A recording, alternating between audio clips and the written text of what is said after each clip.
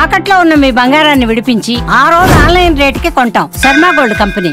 కర్ణాటక రాజధాని బెంగళూరును భారీ వర్షాలు కుమ్మేశాయి. భారీ వర్షం కారణంగా నగరంలోని వివిధ ప్రాంతాల్లో రోడ్లు, వీధులు వర్షపు నీటితో మునిగిపోయాయి. వాహనాల రాకపోకలు స్తంభించిపోయాయి. దీంతో వాహనదారులు, నగర ప్రజలు ఇబ్బందులు పడ్డారు.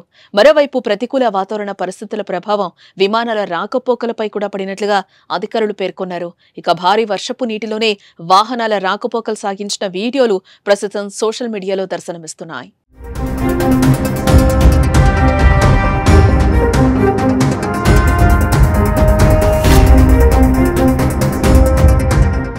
మరోపక్క శాంతినగర్, మల్లేశ్వరం, రిచ్మండ్ సర్కిల్, మహదేవ్పురలో రోడ్లపై నీరు ప్రవహిస్తోంది.